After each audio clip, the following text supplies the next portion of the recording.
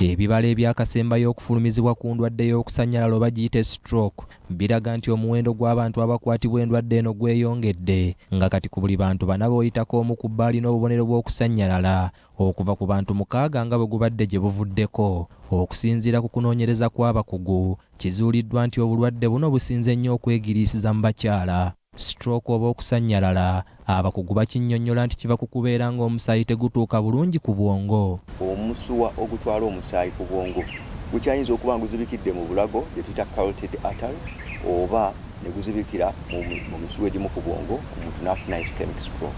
Omuwendo guno ogutandise okweraliikiriza abakugu. BBS bw'ebadde eyogerako ne Dr. Ibrahim Bukenya, omukugu mu ndwadde eno ey'okusannyalala ku ddwaliro li Stroke Rehabilitation Center ewampeewo mu Town Council y'e Kasangati mu disitulikiti y'e Wakiso, atubuulidde obumu ku bubonero kw'olabira nti oli ku njegoyego z'okusannyalala.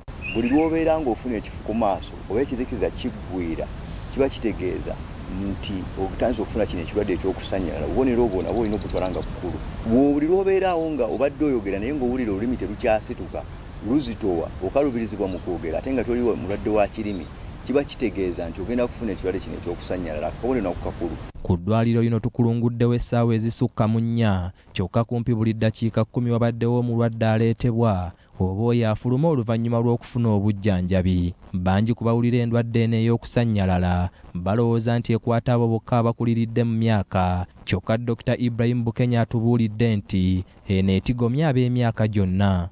Abaana abato ekibaletera stroke bayinza okuba nga bazaaliddwa nga balina ebituli ku mutima oba ne baba nga maama baabwe balwala omusujja nga mungi oba ne bafuna infection oba omwana n'aba nga azaalibwa ne yeekubawo n'afuna obulemu ku bwongo.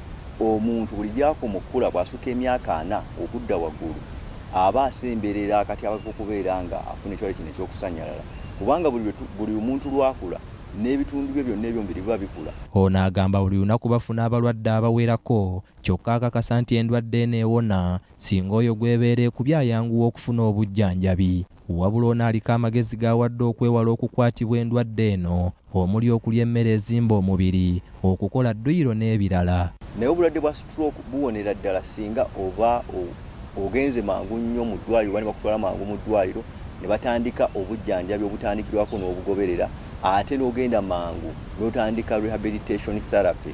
Bw'ogitandika mangu osobola okuwona. Dr. Bukenya era atubuulidde nti wakyaliwo okusoomoozebwa mu bakugu abajjanjaba endwadde eno mu ggwanga, naddala mu malwaliro ga gavumenti ag'enjawulo. Amalwaliro gaffe agali mu byalo tegalinayo basawo bano ba physiotherapist, so gavumenti yandibadde ekolera ddala nnyo nebanga amalwaliro gano health centers 3-4 egawa abasawo nga bano abasobola okubeera nga basobola okuyamba abalwadde bano nga bakwatibwa ekirwadde ekyokusannyalala. Kati mu kaweefube w'okulwanyisa endwadde eno, eddwaliro lino li Stroke Rehabilitation Center litegese emisinde mu bunabyalo okusonderako ensimbi okutegeka omusomo gw'okubangula abantu ku ndwadde eno n'okuyambako abo mu kiseera kino beegoya obwenvu. Ekigendererwa ky'emisinde kino kwe kulaba nga abantu bannayuganda bamanyisibwa ku bubonero obuleeta endwadde eno ey'okusannyalala era obujjanjabi ki obuliwo ng'endwadde gino ekukuta ey'okusannyalala era oyinza kyetangiramu otya. Emisinde gino gyakubeerawo ku Sande eno nga 13